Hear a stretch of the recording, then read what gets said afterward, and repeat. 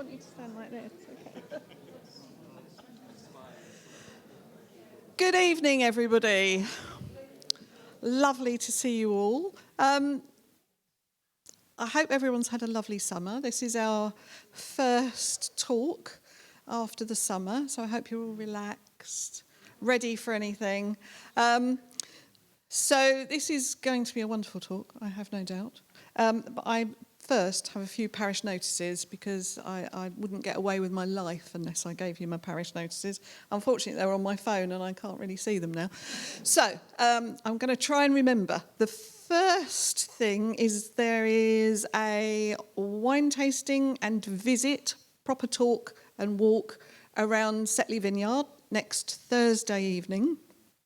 Limited tickets, so please get online, sign up straight away. It would be lovely to see you there. Second thing is that we're going to start a series of climate chats. Where's Prue? I know she's here. There she is at the back, everyone. Organised by Prue, and we're starting those on the 1st of October. Sorry, can never remember. 1st of October. They're going to be over at the museum. So again, sign up. It's going to be a really interesting series of talks. A bit more relaxed maybe than talks. They're climate chats. So yes, do sign up. That will be good fun. We're having a quiz in October on the 23rd. That we tried doing it at the museum in March and it was really good fun. So everybody who enjoys a quiz, please come, you'll enjoy it. I got another thing here. So just outside you will find this little leaflet which is all about stewarding the soil. It's an event that's actually happening at Walhampton School, but it's kind of in association with the museum. There's a really good series of talks and then a kind of reception at the museum in the evening. So please sign up for that as well, but I'll leave the information outside. So was there anything I've forgotten? There's bound to be something I've forgotten, but Jackie will pick it up at the end. So the most important thing is that we have a new exhibition at the museum, Life of the Fields. A few people here will have come to the private view last night and realised that it is the most astonishingly beautiful exhibition. It's amazing. So please, if you haven't seen it, do come along because it's fabulous. And it was curated by Gill and Steve, these two wonderful people in front of me, who are now going to give us all the background information about this exhibition. So I hope you enjoy it. There you go.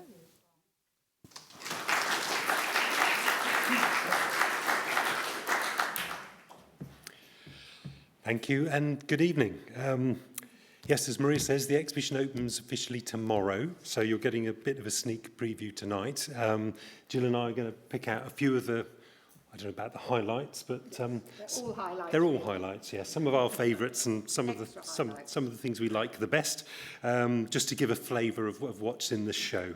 I'm going to start off just by giving a little bit of an introduction to the background to the exhibition and the period that it covers and the kinds of artists that are involved, and then we're going to go on to the slides and deal with some examples from the show, built around several themes which will become apparent as we go along. So this exhibition really originated out of one that we did about 5 years ago called The Seasons, which some of you may remember. It was during lockdown and all of that, so a lot of people never got to see it, but it was all about how artists portrayed seasonal change and the different things that you can see at different times of the year. And one of the themes that came out of that was farming and what a big influence it had on what the landscape looked like at different times. And it also showed that there was quite a wealth of material out there that reflected this, and that's really where this all began. And 5 years later, we don't like to rush things. No, take our time. Absolutely, here we are. So by way of introduction, about 70% of England is used for agriculture. So if you're a painter of the countryside, you're probably a painter of farming as well. The portrayal of rural landscapes has been with us for quite some time. It certainly became popular way back with Constable and Samuel Palmer in the early 1800s. More recently, the exhibition, we're really looking at the period from 1900 to the present. Artists came looking perhaps to the countryside for attractive scenery, but others were actually interested in the farming activity that they saw there and wanted to portray what went on that really shaped what the countryside came to look like. After the First World War, particularly, artists seeking peace and tranquility away from the horrors of the trenches, or just trying to get away from the hubbub of the city, retired to cottages in the country and began to paint what they found around them. Their interest in the countryside coincided, ironically, with a major agricultural depression, which really came into effect in about 1921, shortly after the First World War ended. So what they found and what they were looking at was actually a time when it was pretty hard for farming, and there were derelict buildings around and fields unused and that kind of thing. Picturesque, perhaps, but not ideal for the farmers themselves.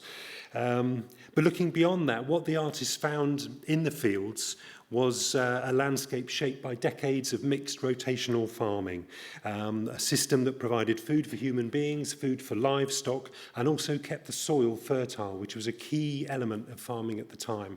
Before artificial fertilizers became widespread, it was really important that the soil was maintained naturally, and that was often a part of tenancies when farmers took on a new farm. That type of farming relied on low-paid labour, man and horsepower, and an intimate knowledge of the land, and it was innately organic. There was a sense in the 20s and 30s that this was also a world under threat, partly from development, the idea that towns and suburbs were spreading out and covering the countryside, ribbon development, road building, that kind of thing. So the countryside was maybe disappearing under development, but there was also a realization that things were changing in terms of mechanization and the way that farming went ahead, and that maybe this was a vision that was disappearing from our countryside. As a result, you'll see in quite a few of the paintings this evening and in the exhibition generally, there is an air of nostalgia for it. There's this awareness that this is a vanishing world. From the Second World War onwards, the government's focus on farming really centred on productivity and later efficiency, and it tended to favour larger scale farming and mechanisation. Machinery, new crop varieties and livestock breeds, artificial fertilisers, chemicals gave almost miraculous increases in yields. And mechanisation also meant that people disappeared from the fields. And that human element in the landscape was gone. Pesticides, monoculture, intensive farming denuded nature and left less interest for the artists themselves. And this, combined with changing fashions in the art world, meant that fewer artists were interested in rural landscapes from the 1960s onwards. And the content of the exhibition reflects that. There's a lot from the 1920s, 30s, 40s, 50s, and then it becomes a lot thinner. We'll explain a little bit more of some of those reasons as we go on. So there's the introduction. The very first image there is an illustration from a Ladybird book, What to Look For in Winter, published in 1959, Charles Tunnicliffe, the artist, and we'll come back to that a little bit later on as well. So, on to the artwork. The first series are around sort of general views of farmed landscapes. And the first one here is John Arnesby Brown. It's called Spring. Brown was very much influenced by French Impressionism, but also the English romanticism of Constable. He was a plein air painter. He liked to get outside with his easel and paint directly from what he saw, trying to capture the fleeting effects of weather and nature. And you really get a sense of that in this image here. This painting's come for the exhibition from Southampton City Art Gallery. And it's a celebration of the return of life to the fields as winter departs and spring arrives. You can see in the foreground some cattle in the pasture, probably newly released after a winter inside, enjoying the fresh grass, and beyond that there's a plough team working their way up the hill beyond. So it's a scene of mixed farming typical of the time, a little bit of pasture, a little bit of arable, and also very, very appealing, as you can see. There sort of beckons from beyond the farm gate there. just by way of an aside, John Arnsby Brown was also played football for Notts County, for those of you that are interested in that kind of thing. He played in one game and they lost 9-1, and he didn't play for them ever again. But he obviously had a lot more success as a painter. So, yes, sorry, I couldn't resist popping that in. Right, now I'm sure that a few of you will recognise this piece of art and the artist. This is Eric Ravilious. It's the Downs in Winter. It was painted in 1934, round about the time he was going to stay at a cottage in Firle in Sussex, on the Sussex Downs. And discovering this open landscape was a revelation for him. He credited it as something that inspired a complete change in the way that he approached his watercolour landscapes and the techniques that he used in painting them. He painted several farming scenes while he was staying there on various visits, and this is perhaps one of the most famous and the most striking.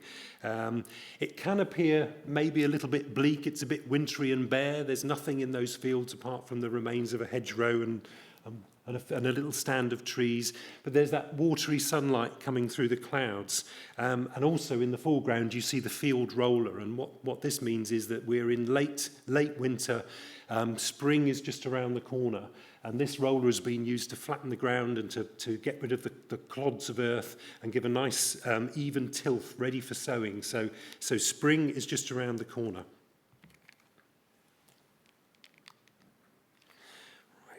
Harry Epworth Allen is an artist that you may not be familiar with. He was from Sheffield originally and spent most of his life living in the city. During the First World War, he was severely injured when a shell. He was rescuing a buried officer after he'd been buried by shell fire, and then he in turn was hit by shell fire. Had one of his legs amputated, the other one damaged. So he used to travel around the countryside by bus looking for his subjects. So the landscapes of the Peak District, Derbyshire, were a favourite for him. And he was particularly drawn to sort of village scenes, agricultural work, that kind of thing. He loved the sort of the local buildings, the stone walls, and the way that he painted things. They almost seem to rise up out of the landscape. They're almost as if they're growing there. One of the things about Alan is that he said that nature was where you had to start, being representational and knowing what you're painting, and then you could begin to take liberties, as he put it. So he tended to like to simplify things and distort things. You see there's these kind of very rounded contours in the foreground there, and there's some crimping down here that almost looks like the edge of a Cornish pasty, I always feel, where this gentleman is walking here. So it's slightly surreal and slightly strange, and all of his pictures have this look to them. There's another one of his in the exhibition as well, both of them from a private collection. So if you've not come across his work, this is a chance to see it firsthand. And I'm now going to hand over to Gill. Thank you. I'll do a couple of slides now before I pass back to Steve. So you may well recognise this. It's one of the many posters that were produced during the Second World War for propaganda purposes. In this case, it's about your country, fight for it now. And you can get a sense there of how it's conveying to people, this is something that's worth saving. This is why it's worth risking your life. And there were, Frank Newbold, you may recognise the style because he was a poster artist. He had designed posters for the railways prior to this, but he worked with the well-known designer Abraham Games producing this series, and they did it between them, and his were all based in the south. And this is the South Downs, and some of you I know will recognise there's the lighthouse in the background there. I think it's pronounced Bell Tow. It isn't spelt like that, but I went to AI, and of course that must be right, and that's what it said. But anyway, all joking apart, it's the image is one that is, as Steve said, it's appealing, it's nostalgic. You've got the shepherd there with his the sheep and the trusty sheepdog there, and it's something that's been seen for centuries, something worth fighting for. And of course there are other posters like Dig for Victory, Potato Pete, all of these things encouraging people to be self-sufficient and that the land was worth fighting for. So the next one is by John Nash, brother of Paul Nash. You'll be familiar with the Nash's work. Both were war artists in the First and Second World War. And John Nash was very much known as an artist plantsman, and he had a great love of plants, of the countryside. He produced beautiful illustrations of plants, but harvesting was one of his favourite subjects. And the Tate have a wonderful painting called The Cornfield that he presented to them after the First World War because he was so glad to have been alive. And if you can think of these images that we've seen of the First World War, such graphic, bloody fighting, the fact that he came through that, he produced this beautiful painting of a cornfield. So here, this is a much more humorous take on it. You can see the crop is being harvested, it's going round and round in circles, and you can see there's some children there. They're waiting, hoping that when it gets smaller, all those rabbits are going to come out. And if you think this is done post-war, but think to during the war, rationing was introduced, and of course it's still going on post-war. So rabbits were a useful addition to those meagre rations. And I'll give you one story. Steve's given you one about football. I'll give you one about land girls. When I was doing my work on land girls, and some of you may well remember the exhibition here about the Women's Land Army, I was told of a land girl who actually sent home 2 rabbits through the post to her family. And apparently she just tied a label on round the sort of ears, and it got there. I believe it's a true story, but hey-ho. Anyway, this was designed for a series of prints called School Prints by Brenda Rawnsley, who she's died some years ago, but she lived in Milford-on-Sea. So she had this wonderful idea that schools were pretty drab places after the Second World War, austerity, still got rationing, we need to liven them up a bit. So she commissioned artists like John Nash to do something that would appeal to children. And these were really cheap, they'd be stuck up on the walls, and it would get kids interested in whatever the subject matter was. And you could see that that would appeal to young children. And actually, if you look very closely at that bicycle, you can see there's a couple of rabbits, I think, hanging over the handlebars there. So, on to Stanley Anderson. We'll be showing a number of Stanley Anderson's work. It's very finely detailed. You can get a sense just from looking at that he had a real affection for the land. He had a real understanding of it. And he was very concerned, and Steve's touched on it as well, about country crafts disappearing and the need to preserve those. And that included, like this one here, 3 Good Friends, the ploughing. And its ploughing with horses was highly, highly skilled. And of course, it was threatened by mechanisation. It's all these changes that are happening to farming. And you'll see that reflected through in the exhibition.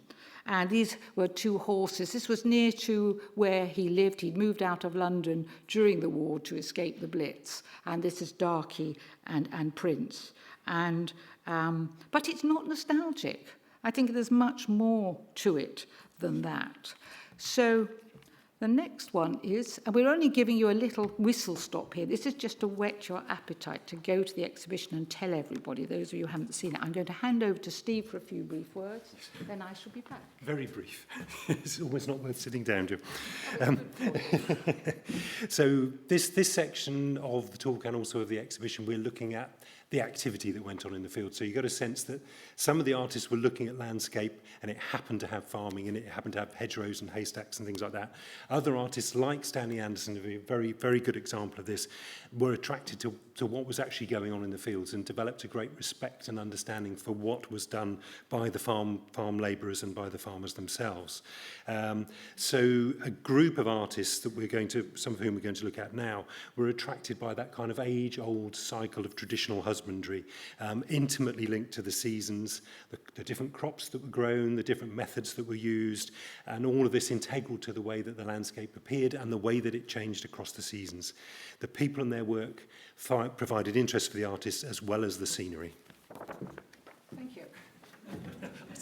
This is how we I mean, it's great working together because we actually get to, by and large, write about the things that we actually like. So we, kind of look at what we've got and then we sort of divvy them up. Is that fair enough? I think that's good. Yes, good. So that's what you're getting is just, these are the bits that are in the catalogue, and I know some of you have seen it already because Steve and I have been delighted to sign them. So, good Christmas presents. Anyway, right, Keachi Tennant. She was actually born in Malaysia, and her the name that she was given at birth was Emma Marie, but she was known as, it's pronounced, is it Keachi or Ketchi? Steve? I think it's Keachi. Keachi, yes, it's Keachi. Which in Malay, if you speak Malay, it means small. So there we go. Anyway, she had a great love of the countryside, and this was a love that she shared with her husband, who was another artist, Claughton Pellew. And they're an interesting couple. They met at the Slade, and they were introduced to each other via Paul Nash. Now, Claughton Pellew, he was a conscientious objector in the First World War. So he didn't fight. He was an absolutist, which meant he would not do anything to help the war effort, so was imprisoned, and they had to do hard labour. So they get married after the war ends, and they move to rural Norfolk, where they stayed. They were actually quite reclusive and rarely left where they stayed. And this was one of her early etchings. And I think one of the other strengths of this exhibition, as an aside, but you'll perhaps pick up, is that also we hope sometimes that we're bringing work to you by artists you might not have seen before. And I think this is one of those artists, that her work is actually rarely shown, but it is worthy of note. So she only made about half a dozen of these. Is it an etching? Yes, it's an etching that she did. But you get a real sense of the intensity of the work and her feeling for it. And I was really struck when I saw it yesterday for the first time at the private view. And it's difficult when you're writing some of these captions because you haven't actually always seen the work in the real. And you can't beat being there looking at it, because the more you look at so many of these things, the more you see, the more that comes out.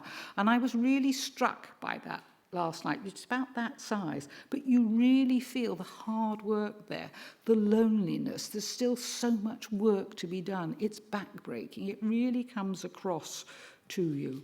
So Steve now is going to do a few more captions, then it'll be back to me. Thank you.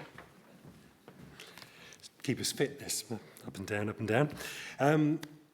So, staying with printmaking for a moment, the 1920s and 1930s was really a golden age for British printmaking, both in terms of etching and in terms of wood engraving. The 1920s were the last days of what they called the etching revival, and the 20s and 30s really saw wood engraving revived as an art form in its own right, rather than something that was just used for commercial purposes. This is an engraving by Clare Leighton. It comes from her book, The Farmer's Year, that was published in 1933.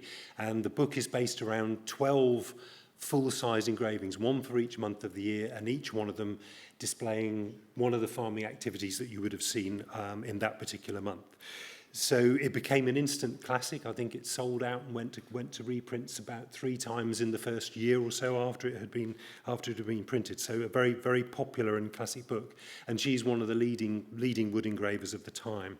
The book featured the 12 large format wood engravings, and then usually with a decorated first letter and a little tailpiece afterwards as well. And Leighton wrote the text to accompany it. So her experience, what she saw out in the countryside farming around England. This one is called January Lambing, and it shows the straw and hurdle enclosure that shepherds would build to protect their flock during this critical time of the year. So, you know, winter in England in those days certainly could be cold and wet and miserable, and now it's just warm and wet and miserable, isn't it? But it was a difficult time for shepherds, and they would often have to be out all night, all the time that this is going on for several weeks. So he would have his shepherd's hut there. You can see there's also a rick here with fresh bedding, so that fresh bedding and straw and hay and things are available. And one of the things about Leighton's engravings is there's a lot of black in them. So she sort of works from black to white. And it works very well for this particular one where it's sunrise. So the sun you can see just coming up on the hill behind, and it's beginning to pick out the details of the enclosure there. You can just see the sheep's wool there, and you might be able to pick out the shepherd who is there. You see him with his stick on the right-hand side there. He's just returning a newborn lamb that he's been looking after back to its mother. So he's on the case, probably been up all night looking after this lamb that maybe the mother didn't accept or couldn't accept initially, that type of thing. So critical, difficult work, and one that Leighton was very much celebrating in this book. Right, another artist that you may well not have heard of is Norman Neeson. He was brought up on a farm. His family ran a farm called Birch and Sale Farm near Redditch in the Midlands, and he worked on that farm as a child and as a young man. He won a scholarship to art college, went on to become a teacher and eventually a head of art at Redditch School of Art. Known for some of his commercial work, but also farming was a big part of what he liked to depict, and he had that first-hand knowledge. This was sort of work that he had done. He knew the men that worked on the farm. He held an affection for them and really understood what was going on.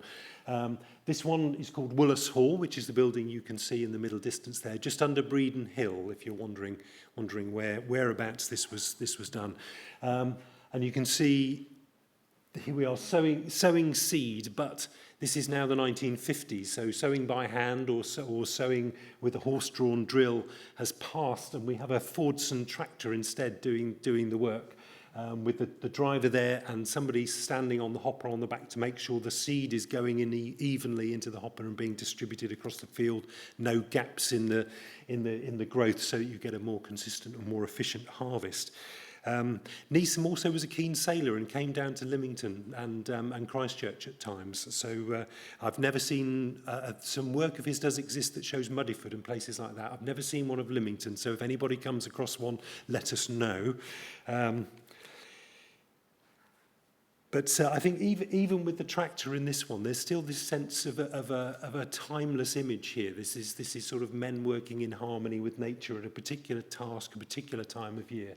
And there's something quite sort of peaceful and restful and good about the whole thing. Gill, I think it's you. Dame Laura Knight. I'm sure she's probably well known to most of you, very distinguished, accomplished artist, Royal Academician, also war artist, including the last thing that one of the last war commission was the Nuremberg war trials in 1946, so very distinguished artist. But she also had a great love of the countryside, and she was married to another artist, Harold Knight. He too was a pacifist, like Claughton Pellew. I mentioned, and Ethelbert White, who I'll be showing you his work later on. But Laura Knight divided her time between Malvern in Worcestershire and London. And this is clearly not London. So this is Malvern, and where she had her studio. It was quite high placed where it was, so she had a good view looking down. And she writes about this in her autobiography, which I went to when I was doing the research for this, because for all of these paintings that Steve and I have written about, it takes such a lot of research just to write, I think it's about 150 words or something, to come up with something, and trying to get a new angle and to also give you insights into both the content and also something about that artist. And she writes about these women, and these women were volunteers. They had come from Ledbury to help with the sowing of the potatoes on a windy day, which I think you get that sense of that. And she describes the clothes that they're wearing, how they sort of had grabbed their shawls and just everything to try and keep warm because the weather was just awful. But she gives an insight, I think, into both the job and also the conditions of that. And she painted many scenes of the countryside, and this is done in the 1950s. So you've really got a sense of that harsh weather. Now, another great painter now, and I think this is again the beauty of the exhibition, that there really are some big hitters in this, people that are well known. This is Stanley Spencer, known as something of a sort of a visionary painter. This is done, you can see the title there, Cookham Dean. Very close to where he was born in Cookham. He was known when he was studying at the Slade as Cookham.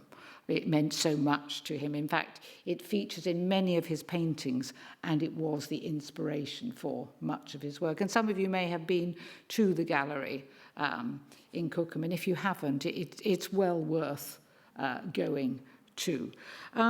So this is at a time for Stanley Spencer when he's it's financial hardship for him. He's on difficult times, and his dealer, Dudley Tooth, says to him that he needs to do some work that's going to sell. So he did what he called these pot boilers. These were things that he could knock up, if you like, fairly quickly, which is hard to believe, and then they would sell well and they would raise money for him. Now, I'm not sure that we would call this one a pot boiler, but there's a lot of detail there. He's obviously fascinated by these pigs in the sty and all the sort of ramshackle buildings there that you can see. And you can see that the doors there, they've still got, there's the peeling sort of paint on them, but yeah, it looks pretty clean. Pigs were cheap to rear, good source of food, clearly. And of course, during the war, they were important too. And there were pig clubs that people would belong to. People would club together to buy a pig, and kitchen waste would be collected and then fed to the pigs. And of course, pigs do well out in the open air, but they do need, so I understand, somewhere where they can actually sleep inside. Right, Evelyn Dunbar. Some of you will remember this painting, because Steve and I think, counted that we borrowed it 3 times from the Tate on different occasions. And it is perhaps one of her greatest paintings. It's from the Tate, really very lucky to get it. Those of you who've seen it again, I hope it's still left an impression in the way that it did the first time I saw it when we had the exhibition. We had the groundbreaking exhibition here on Evelyn Dunbar in 2006. It was the first time her work had really come into the public domain, and people have done things since, but it was St. Barbe that actually showed her work first with that retrospective. And then we had it again in the Women's Land Arbor. But it's one of the first paintings, when you come into the gallery, it really hits you. And Steve was telling me that they've actually changed the glass on it, and you get a much better picture of it. You can see far more detail.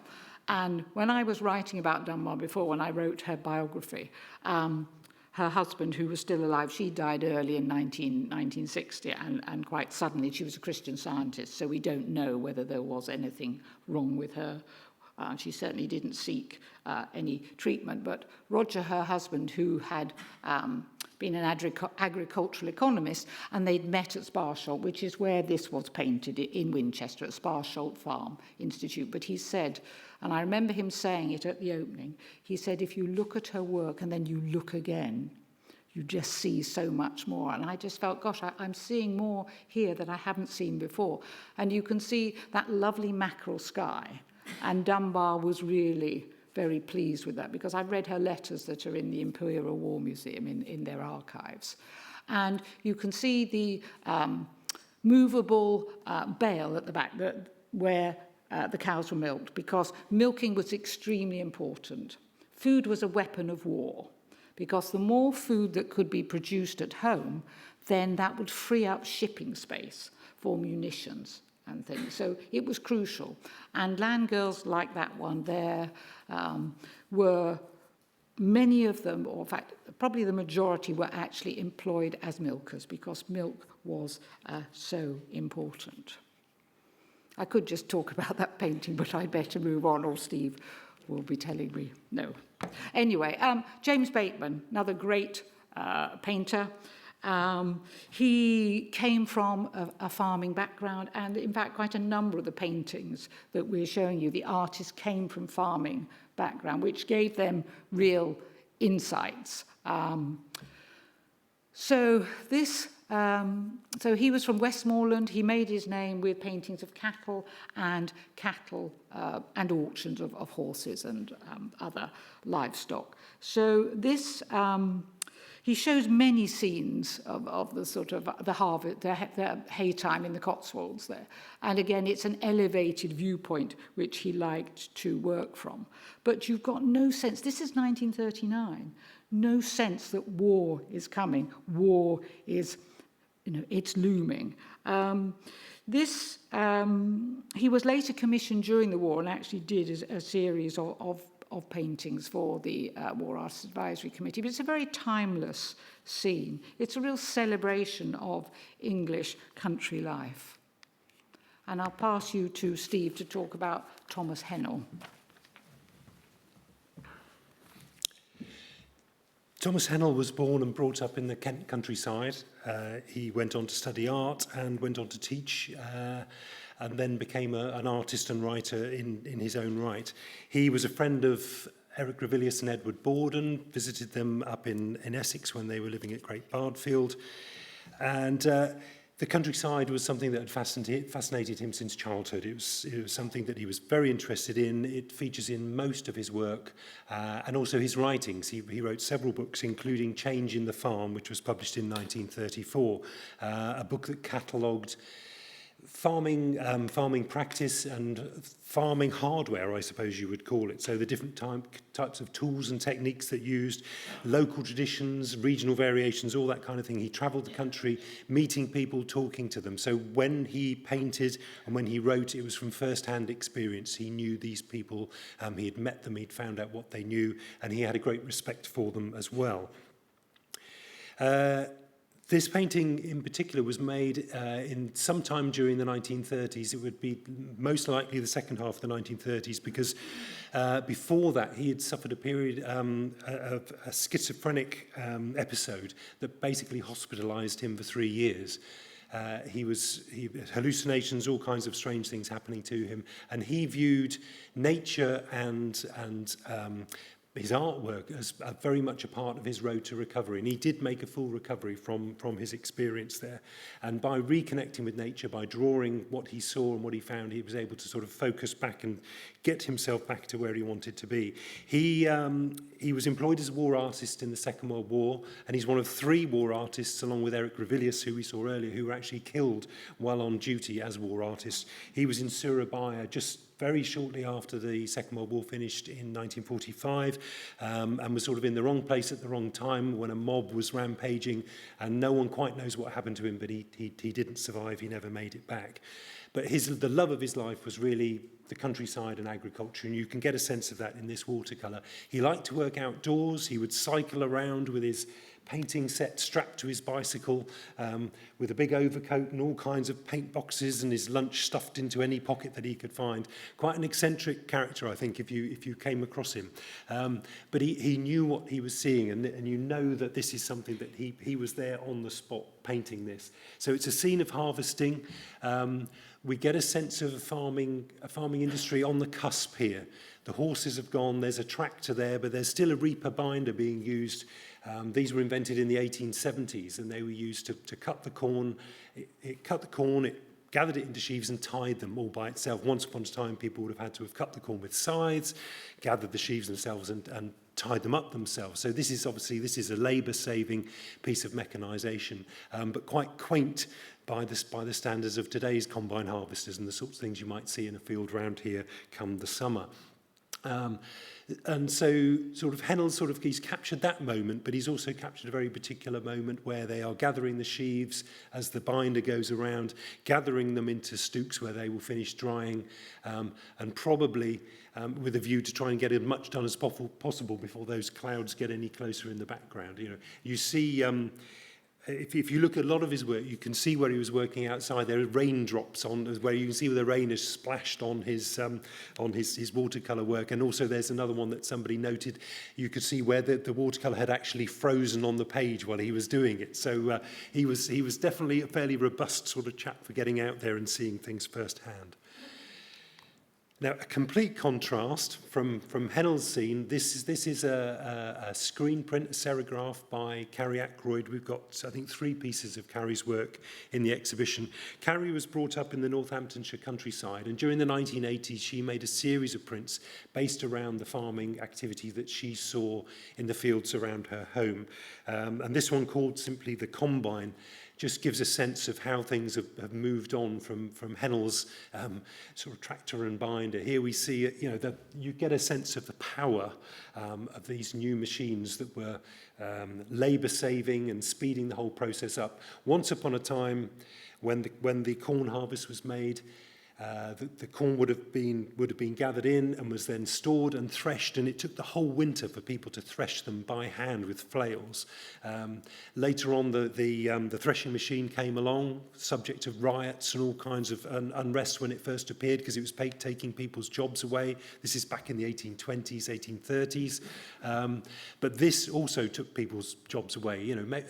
Farming today and farming in recent times has, the way Carrie describes it, is that it's de-peopled the countryside. You don't see rows of men with scythes anymore. It's just not practical. It's not efficient. This is what you see if you look into the fields today. And you also get a sense of that kind of abundance of these monocultures, where everything is, there's artificial fertilizers and pesticides and herbicides have prepared the ground for these crops. And after the Second World War, the yields that they got went through the roof from these new methods. And I think the other thing perhaps is with the kind of shaded cab there, it's also a sort of dehumanized image as well, sort of power and ever so slightly intimidating as it's bearing down on you from above. Gill, I think it's you. Yes. Thank you. Right. So Randolph Schwab. So we're taking you back now to First World War. This is 1918, where your women are a lot of sort of social change that was actually forced by war and the need for women to increasingly take on roles that perhaps they hadn't been engaged in before. Of course, women had always worked on the land, but the Women's Land Army, and you can see the women there with their uniform, their armbands on, was formed in 1917, and it emerged out of a number of organisations. There were 3 branches to it. There was agriculture, of which this is clearly part of that, of which most women were in. There was also forage, which was about getting food for horses. And again, some of you may remember the exhibition we had on Warhorse, where we showed the importance of horses in the First World War. Of course, that changed in the Second World War, but those millions of horses, food was necessary. And the other part of the Women's Land Army was timber cutting. Timber was an important product, again, for the war. Pit props, wagons, in the trenches, all kinds of things it was useful for. So here we've got the woman from the Land Army being helped by a German prisoner of war. And it was painted by Randolph Schwab. He was later on the head of the Slade. He was of German descent, but he kept his name despite the fact that that raised hostility. His brother actually changed his name to Sykes, and he was at Beaulieu for a brief period because he was involved with the training of commandos and other things and designed a special knife, but that's another story. So what's interesting about this composition is that the Land Girls, in their handbook that they were all given, if you were to read that, you would see how they're told not to fraternize with prisoners of war and not to talk to them. So Schwab, it's a really interesting composition there, and the positioning of the two, though, as someone said to me, and I think it they're quite right. It's interesting that she is actually sort of slightly towering. Well, towering perhaps is to overplay it, but she's standing on slightly higher and almost looking down. There were about 17,000 women employed in the Women's Land Army. In the Second World War, where I showed you the Dunbar one, there were upwards of 70,000, and it was a much more efficient organisation by then. But the prisoners of war were initially seen as just almost something of a sort of a hindrance, really, and farmers were bothered, you know, that they were having these prisoners of war actually on their land. But eventually they came to accept them, and there were, by 1918, about 30,000 prisoners of war helping bringing the harvest home. So the next one, this is closer to home. This is Findon Fair. This is actually in Sussex. Some of you may know Findon. This was made in 1934. It's of a sheep fair. And sheep fairs, well, not only sheep, but it is sheep there. These were traditionally held in September, and they were much anticipated because it was a big event. And at that time, too, it was also a place for hiring labour. And there were side shows, as you can see there. There was entertainment for children. There's a lovely sort of roundabout you can see, or merry-go-round, should I say, and various sort of stalls. And the shepherds would drive their sheep across the South Downs to this bustling fair. And you can see the sort of the wattle hurdles. Steve mentioned that in an earlier one of the images where they were behind these portable panels. So post-war, the number of sheep actually declined, and so there isn't the same fairs of this type going on anymore. So the next one is back to Steve, another Tunnicliffe image. So this is another Tunnicliffe Ladybird illustration. Some of you might remember these books. Does anybody remember the What to Look For books from the Ladybird series? Yes? Yeah, one or two, yeah.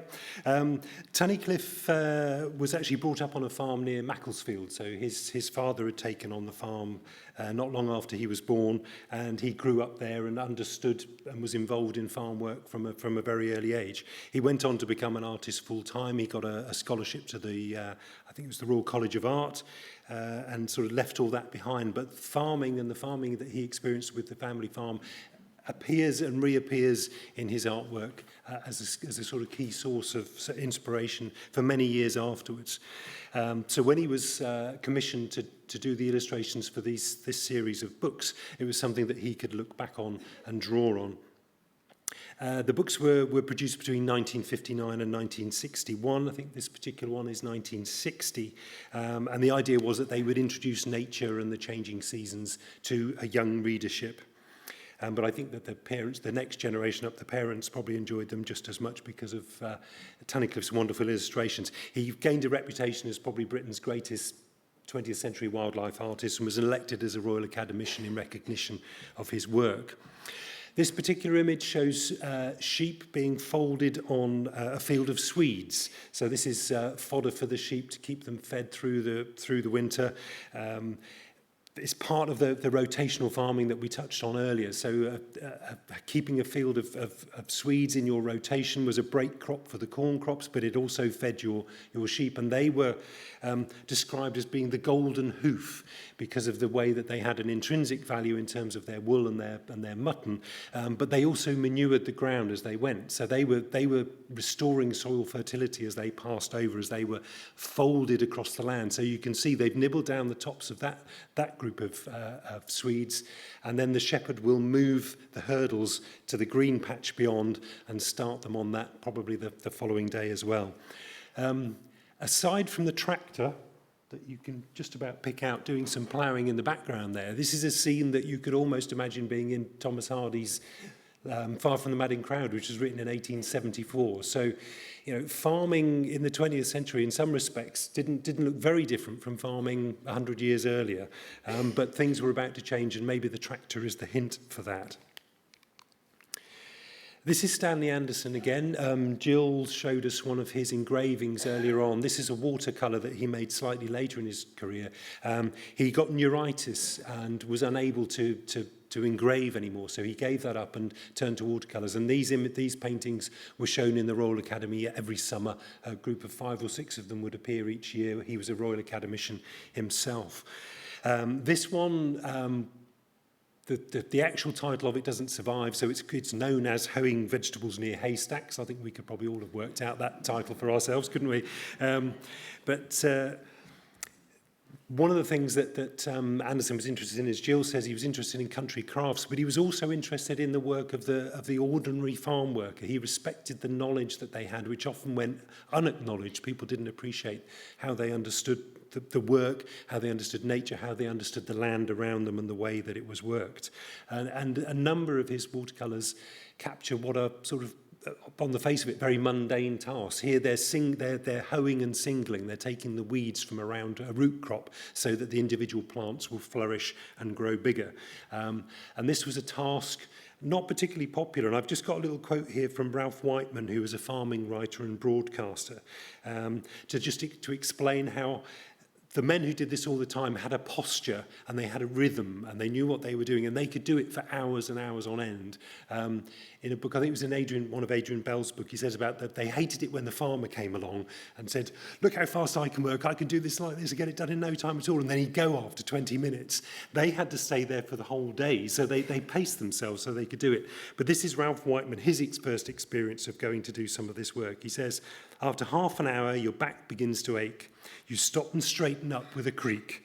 The men laugh and say, no, no, keep your head down. After that first half hour, the rest of the day is sheer misery. Right, on to our penultimate section. So this is called Living on the Land, and it really looks at sort of farm buildings and farm workers' cottages, the sort of the built structures of the farming landscape. Traditionally, most of these were made from local materials, so they tended to fit into the landscape. They mellowed with age. Due to various farming depressions from the 1870s onwards, and certainly in the 1920s and 30s, there was no money to invest in new buildings. So a lot of the farm buildings that you saw in that period actually dated from the Victorian period or sometimes much, much further back. They look picturesque, I suppose, but as farming modernised and became more efficient, more hygienic, they became unfit for purpose. Many of them were demolished or converted for other uses. This is a fantastic painting. I mean, this does not do it justice. When you come into the museum and see this painting on the wall, it is amazing. It's George Clausen. He had a long career that straddled the 19th and the 20th centuries. He started out as being inspired by the French realist school. So he went into the countryside and he wanted to honestly capture the lives and work of country people. So he went to live amongst them to get a real sense of that. And he kind of ignored the Victorian arts preference for narrative, for storytelling, if you like. He wanted to just show things how they really were. Later in his life, he was influenced by French Impressionism and moved to kind of trying to depict sort of changes in light and effects of the weather, that kind of thing. And you get a sense of that in this picture because although it shows a medieval barn and he's obviously interested in the structure, in a sense what this picture is all about is light. He's showing how the light coming in through the window and the door is then reflected up onto the ceiling, and it picks out the architectural details of this fantastic medieval barn. And you can see the men resting within, and actually the men are secondary here. The lighting and the structure is what he is most interested in. Graham Sutherland, we've got a couple of Graham Sutherland's prints in the exhibition. This is a fairly early etching that he made while he was still studying at Goldsmiths School of Art under Stanley Anderson, who we saw earlier, was one of his tutors. Sutherland became very well known as one of sort of Britain's leading 20th century artists, known for all kinds of work in painting and textiles and all sorts of things. But he started out as an etcher. That was where young artists could make their living in the 1920s and 30s during the etching boom. This is a fairly early one. Later on, he went to be very much influenced by Samuel Palmer, kind of visionary views of the countryside. This is a bit more straightforward, but it shows a derelict cottage, and this is really a sign of the times, if you like. 1924, when he did this, was really the depths of the interwar farming depression. Farmers didn't have any money, the estates didn't have any money, some of them were being broken up, and so buildings were falling into rack and ruin. There was no money for repairs or for maintenance, that kind of thing. So sites like this were not uncommon around the countryside. This was actually near Arundel. He came across this one here. But kind of ironically, round about the same time, the urban middle classes were also descending on the countryside. That the car had opened up all kinds of areas to people, so they could now commute or they could weekend. And these sorts of cottages, maybe this one's gone a little bit too far for refurbishment, but a lot of them got bought up and converted into sort of country homes for the wealthier residents of the cities. And Adrian Bell, in his book Men in the Fields, noted this and said how when he was in Sussex in sort of 1938-39, he noticed how all of the village shops sold cocktail biscuits, and the cottages had great big cars out in front of them, while all the people that used to live in the cottages were living in council houses. Gill, you. Thank you.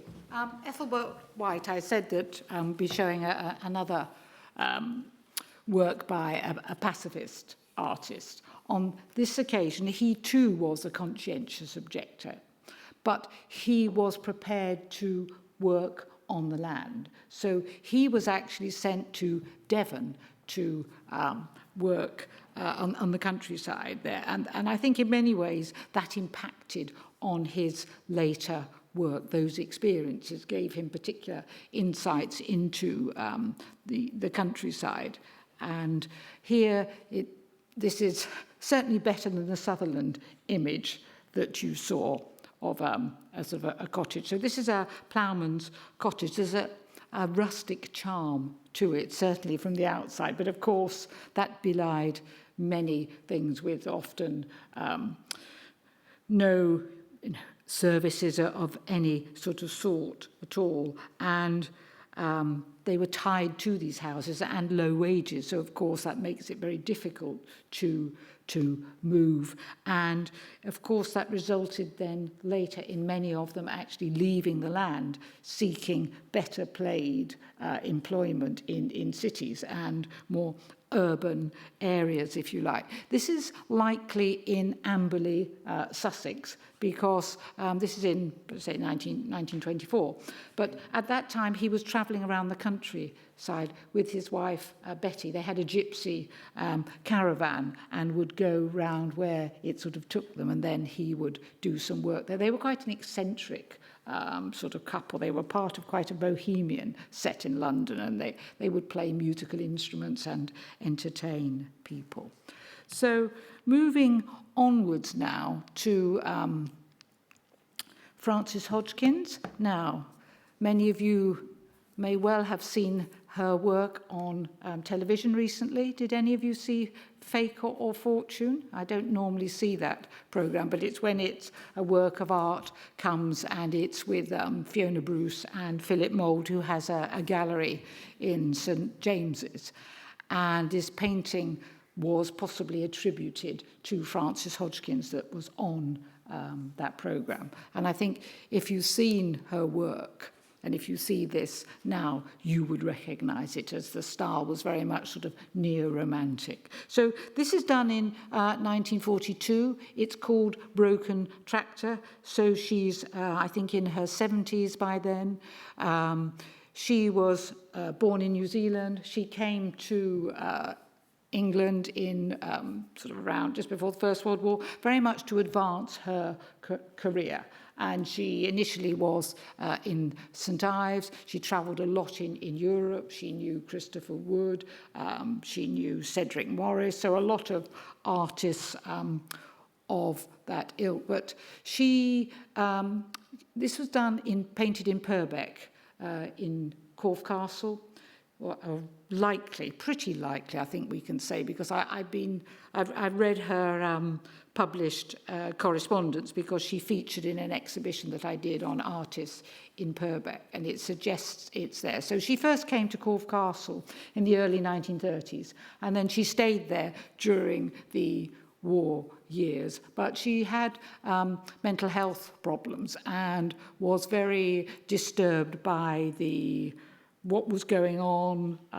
Swanage was severely bombed on one occasion. A number of people lost their lives. And also in Corfe Castle, those of you who know it, you know the sort of the tiny, but the streets sort of going through the cottages. She was in one of those cottages that had been loaned to her by Francis Newbery, who had retired from the Glasgow School of Art, where he'd been head.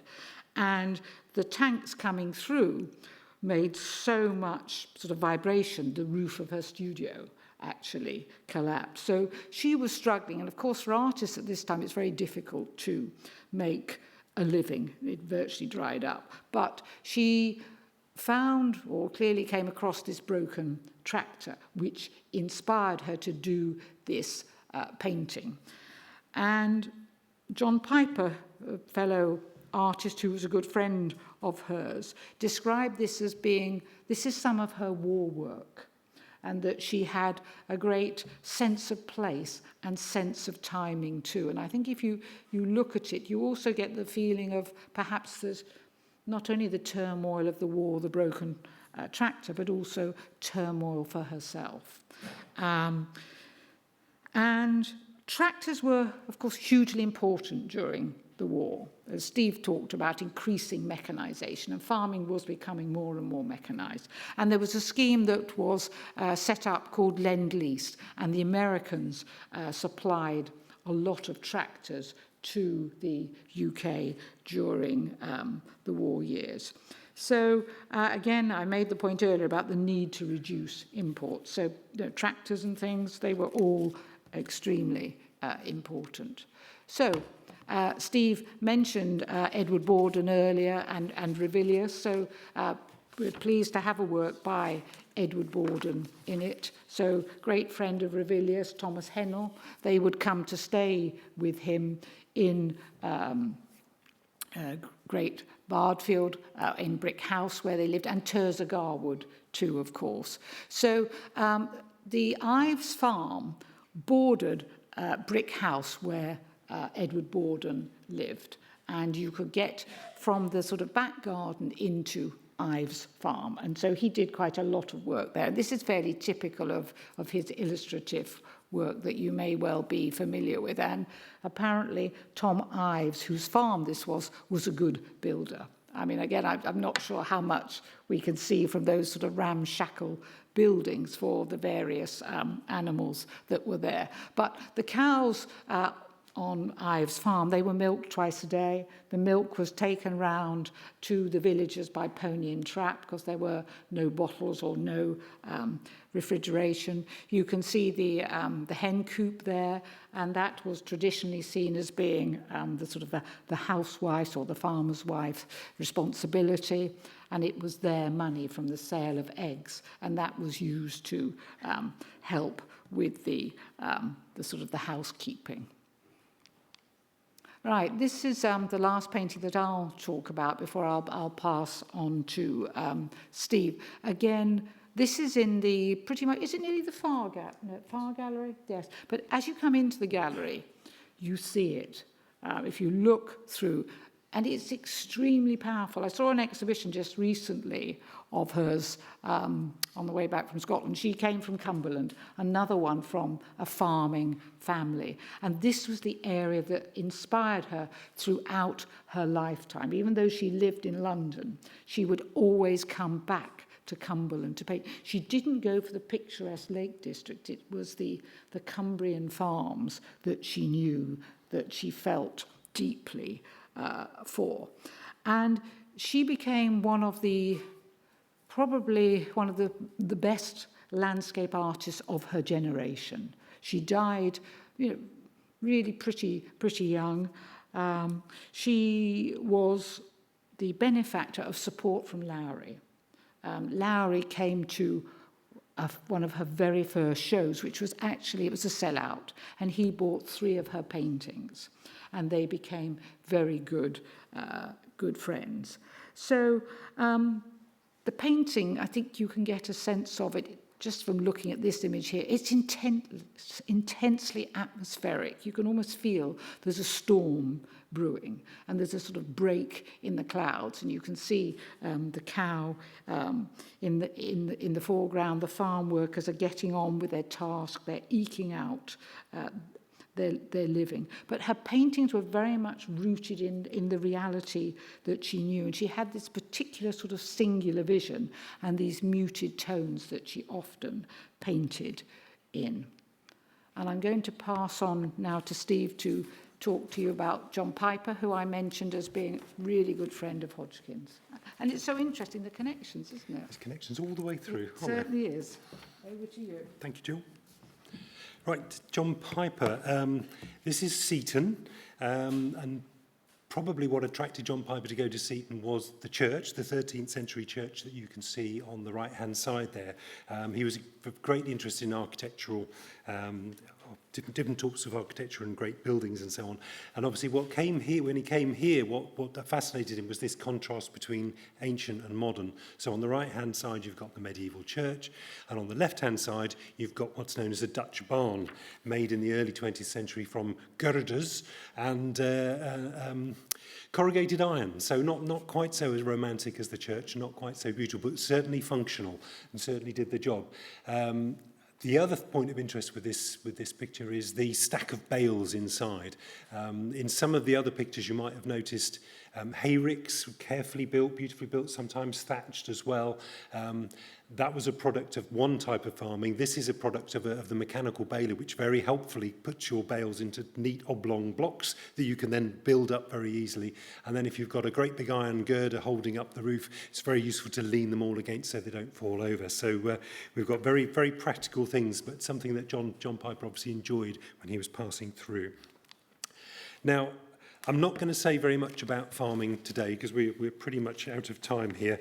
I think you all know from the news about farming today, but what I will say in terms of artists' interest in farming, certainly from the 1960s, 1970s onwards, subsidies, intensification, overproduction, pesticide use, fertilizer use, damaged the countryside. It damaged the landscapes and habitats. It denuded us of wildlife. The UK is now one of the most nature-denuded countries in the world. That's not just down to farming, but farming played its part in it.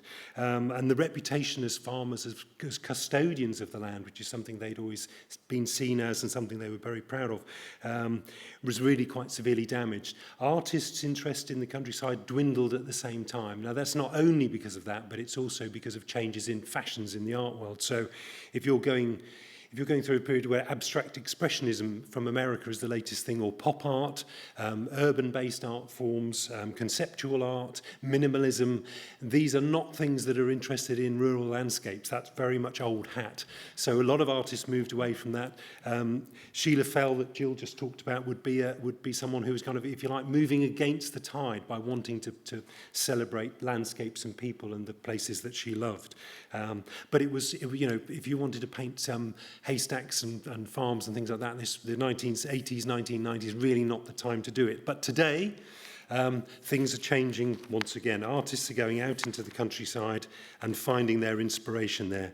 So I've just got 2 or 3 pictures to show you before we finish from the section in the exhibition that is based on artists who are working today. Kurt Jackson, I think a lot of you will probably know. We've exhibited his work at St Barbe a few times. He's got a national, international reputation now. And after this exhibition comes down, we will have an exhibition of his paintings of the Lymington River coming up in January. So that's something to look forward to, with some help from the gentleman in the front row here as well with that exhibition. Thank you, Clive. So one to look forward to. This painting, Ploughing the Stubble and Drilling in the Grass Seed, was part of a project that Kurt did called From Plough to Plate. He wanted to understand where the bread on his plate, on his kitchen table came from. So he went in search of where the crops were grown, how they were grown. And he sort of went from the West Country where he lives on a small holding surrounded by other small farmers into the East where there are the huge industrialised farming of the arable farming of the eastern counties. You know, he hears this is one of his neighbours in his tractor out at work, and he said, and Kurt says that he often goes and looks at what he does and draws, and he says he has to draw quickly because they have to work fast these days to get done everything that they need to do with the time that's allowed to them. This is a tempera painting by James Lynch. James lives in Somerset and he does paragliding. He's a paraglider pilot, so hence the high viewpoint in a lot of his paintings. If you look him up and see, there's a lot of his work is looking down. But one of the things that you see in his paintings is that kind of large-scale farming. You can see the tractor trails in the fields from these GPS-guided tractors, very, very precise tyre patterns in the fields you see in his work. And here you've got those kind of ruler straight lines of corn down in the foreground, contrasted against this swirling sky above. So on the one hand, it's a very kind of romantic view of the world, but the other, it's a very modern take on landscape. And you see there's no hedgerows, no hedge trees. It's an open country that's designed for big machinery to farm. And this is kind of taking that and even a step further. This is Julian Opie, who is probably quite well known as a graphic artist or as an artist in his own right as well. And he's done a series of these kind of landscapes based around field patterns, some of them done from the air when he's been on aeroplanes. This one, I think, was inspired by the view from the train coming down from Edinburgh to London. And you can see how kind of modern farming, those sort of huge hedgeless fields that you see in the eastern counties, lends itself to this sort of minimal aesthetic where all you're getting is bands of colour, no interruptions. Just a little bird up in the sky there, which I had to encourage my volunteers that it wasn't a mark on the thing that they needed to rub off when we were putting it on the wall. So it's a big piece, this.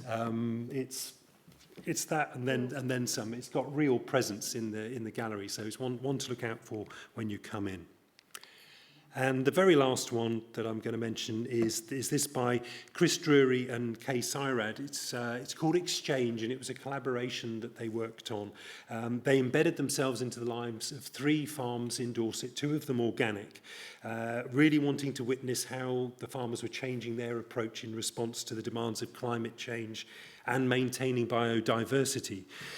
Kay wrote the texts, a mixture of prose, poetry, lists and quotations, and Chris, for his part, buried a ream of paper in the ground on one of the farms for 10 months, left the paper there under the ground, then dug it up, and then on another part of the farm, they measured out a square cubit of ground. That's about 18 inches square if you want it in imperial, 44 centimetres if you want it in metric, a very, very small area, and they pulled out every single plant that was growing in that little piece of soil, scanned them all, and then printed them onto the paper that he had buried in the earth. And you can see a couple of the prints that Chris made, and also this rather beautiful book that they put together between them.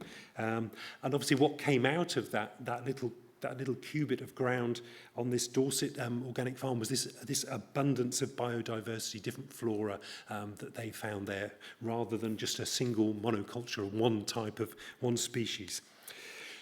So there you are. There's a little glimpse into the exhibition. It opens officially tomorrow, so you can get over there and have a look at it, and we hope you'll enjoy it. It's running until the 10th of January if you're a bit busy in the next few weeks. You've got plenty of time, but don't forget. And the very last thing on this last slide, just a reminder about these 2 events that are coming up. So we've got the Climate Chats at St Barbe, and we've got the Stewarding the Soil event at Warhampton School. Thank you very much for listening. If you have any questions, we will do our best. We will indeed. Have we got any questions?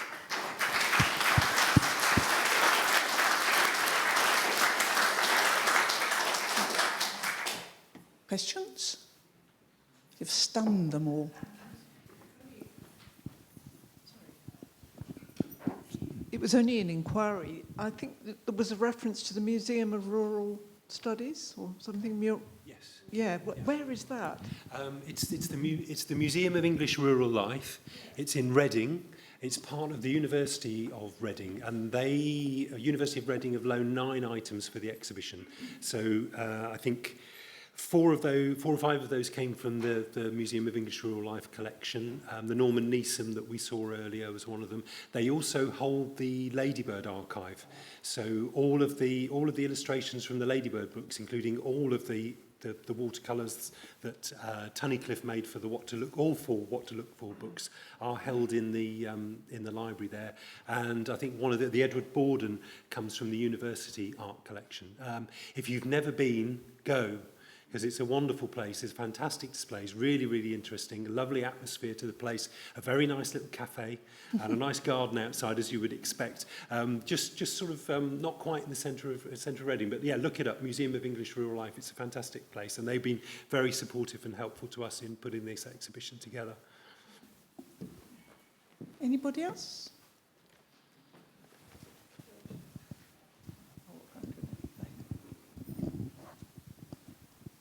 Just a quick question, really, on how you put the exhibition together. You said there were lots of connections between all the paintings. One thing I noticed was the Stuart Southall collection, which comes up again and again. Are you really there calling in favours where you go to that collection and really how you? I don't know if you call it calling in favours. I mean, Stuart has a collection of several thousand prints. He's an avid collector of etchings, but also wood engravings, lithographs, that kind of thing. And what's really great is that he wants those to be seen. So he is always keen to support exhibitions by loans. And the even better still is that if his work is exhibited in an exhibition, he will sponsor a catalogue for that exhibition as well. So he's an all-round good chap, and we're delighted that we have such a good working relationship with him. The beauty of his collection also is because of its extent. It's so comprehensive, and all these printmakers working through the late 19th, early 20th century that he's collected reflect exactly this sort of subject matter. So it enabled us, when we were looking at things to put in the exhibition, we were looking at artists, we were looking to see which artists were interested in this subject matter, but there were also particular scenes, particular aspects of farming that we wanted to illustrate, and Stuart's collection enabled us to do that. Sutherland's Tumbledown Cottage, for example, is a great representation of the interwar farming depression at its worst. The Stanley Anderson ploughing scene that Gill showed, is a beautiful evocation of the end of an era. That was 1950s. So horses were on their way out then. They were working side by side with tractors by that point. So being able to draw on Stuart's collection just enables us to include these artists and to include the subject matter that we wanted to illustrate. Jill, do you want to add anything? I mean, if I can just add to that, if I may, a couple of points. One, I think it's a win-win situation if the material that is there is relevant, and it has to be relevant. It has to be bringing added value to an exhibition. And I think also we're very fortunate in the sense of having very good relationships with private collectors, because it's bringing work to yourselves that perhaps we wouldn't have the opportunity to show otherwise. And you can also appreciate, in terms of the sort of current climate, for all reasons, arts are under pressure, so it needs your support ever more, but it also needs that support from those private collectors who are prepared to loan work for a long period of time to take it out of their collection. And if I may just mention Stuart's collection again, it is so broad that I've drawn heavily on it in the next exhibition that I'm doing at the Russell Coates Gallery in Bournemouth, called Artists as Witness the Impact of War. We're showing about 11 or 12 of the works from Stuart Southall's collection, First World War and Second World War. And that too has enabled the funding for a catalogue, which is so important for the legacy and also to raise funds for whichever sort of gallery it is. So thank you for asking that, because it's very important to have that support. Thank you. One last question.